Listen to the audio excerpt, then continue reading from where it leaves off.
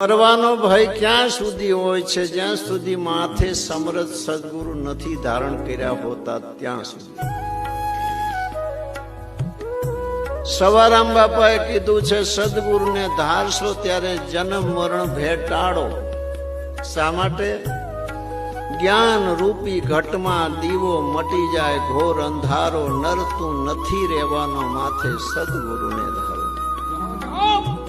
સદા એક જોર કર્યો કરણીકો જોર કે ધ્યાન ઉડાન ફિરે, એવો મહાપુરુષોનો લક્ષ્ય જે છે, એવી જે મહાપુરુષોની ગમ છે, મહાપુરુષોએ જે બતાવ્યું છે એના ઉપર ધ્યાન રાખી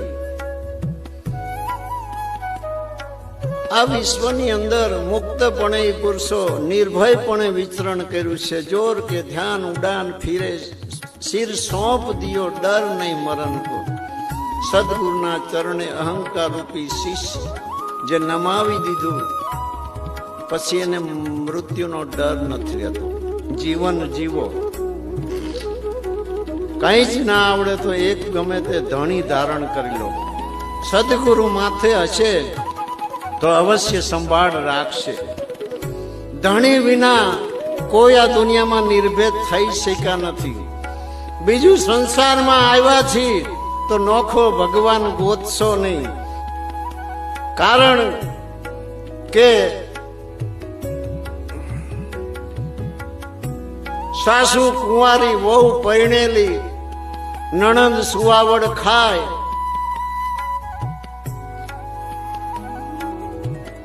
દેખન વાલીએ પુત્ર જન્મિયો, પાડોસણ હાલા ગાય, જરા તુમ દેખો ને ભાઈ નાવ में નદિયા ડૂબી જાય.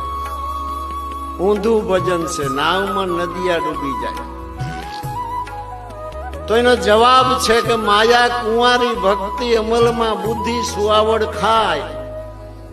સુરતાએ નિજાનંદ જન્મો, ઇન્દ્રિયો હાલા ગાય, જરા તુમ દેખો ને ભાઈ નાવ ધ્યાન में વર્તી ડૂબી જાય. सुरताए निजानंद जन्मो, हे चित्तवृत्ति भूल उस खसम को काम क्या किया. तारा धणी ने भूलिया जगत में ते शू काम कर्યું, बेग ही याद करो निपुति. दास सुंदर कहे, सुंदरदास जी કહે છે સવારામ બાપાએ કીધું આ પુરુષ આ ઘટમાં જ બિરાજે છે. એવી જ રીતે દાસ સુંદર કહે સકલ ઘટમાં રહે, મારા એકમાં નહીં તમારા બધાયના ઘટમાં, સકલ ઘટમાં રહે એક. તું ही બોલ તૂતી, તારા વિના બીજો કોઈ નથી. જીવનની અંદર જે કંઈ કરવું છે એ સામે એક દાખલો એવો પણ આપ્યો છે કે કાચની એક ઓયડી બનાવો, એની અંદર કૂતરાને મૂકો અને બધી બાજુ કૂતરાને પોતાનું પ્રતિબિંબ દેખાય અને બધી બાજુ બસી મરી જાય ત્યાં સુધી બસવાનો.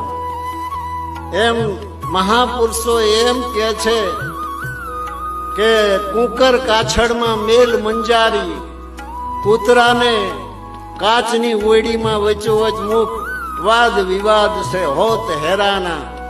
સામે પોતાનું જ સ્વરૂપ છે પણ એને શુદ્ધિ નથી, એટલે હું તું. દાખલા તરીકે ગઈ ગાડા ભર્યા એટલે શું? જગત એટલે શું? રોજ ઉઠીને એક જ કામ કરે જગત, નવું કઈ જ નહીં. સવારામ બાપા એમ કીધું સંસાર એટલે શું? નકરો સંશયનો આહાર કરે, કોઈ વસ્તુ નિર્ણયમાં જ નહીં. જગત, એ જગતની અંદર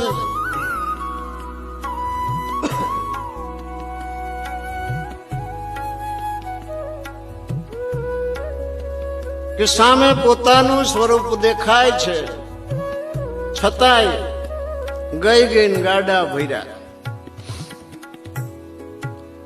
દરરોજ ઉઠીને એક ના એક વાત, કેમ ખેતરમાં હાલે છે, શું વાવ્યું છે, કયા ગામ ગયા હતા, કયા વેવૈનિયા ગયા હતા, ક્યાં સંબંધ કર્યો, કેદી કર્યો, કેદી તૂટી ગયું, કેદી વરસાદ આવશે. એક ના એક ગઈ ગઈને ગાડા ભરે આંખલા જોડ્યા અજડ. આંખલા કોને કહેવાય? કે આંખલા છે ને એની દશા એવી છે કે બે ફેરા થાય તો હામા હામી લડાઈ ગાડાને ખેંચી ન હોય. એટલે હું ને મારું જે છે ને ત્યાં સુધી આજે સંસાર રૂપી ગાડું જે ખાડામાં પડ્યું છે, જે અવિદ્યા રૂપી ખાડામાં ખૂંચાણું છે, એમાં હું મારા રૂપી આંખલા હોય, આંખલા જોડ્યા અજડ. સમજ્યા વિનાનો હલવી રહ્યું રહ્યું હજડનું હજડ. કે હું ને મારું રૂપી આંખલા જોડો તો બે બાજુ બાજુ બાજવાના, એ સીધું નહીં ખેંચે. એમ કહેવાનો મતલબ મહાપુરુષોએ સાધુ સંતોએ જગતમાં આવીને શું કર્યું? ખોજત તંત તજી મત પંથ. પરમ તત્વની ખોજ કરી અને પરમ તત્વની ખોજ થયા પછી જીવને પણ એ ધારા પર ઉજાગર બનાવવા મહાપુરુષોએ રાત દિવસ મહેનત કરી છે. ખોજત તંત તજી મત પંથ.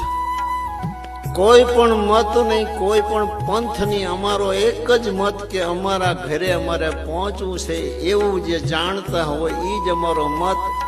અને અહીંયા પહોંચાડે એવી જે સાધના બતાવે એ જ અમારો પંથ, બીજો કોઈ મત પંથ નહીં. ખોજત તંત તજી મત પંથ, સવો કહે સંત બડો એ દેખ્યો. આવા સંતોના ઘરમાં આવી મસ્તી મેં જોઈ છે. પોતે એમ ન કીધું કે આ ભૂમિકા પર હું છું, પણ બધા મહાપુરુષોએ જાગૃત કરવાની કોશિશ કરી છે.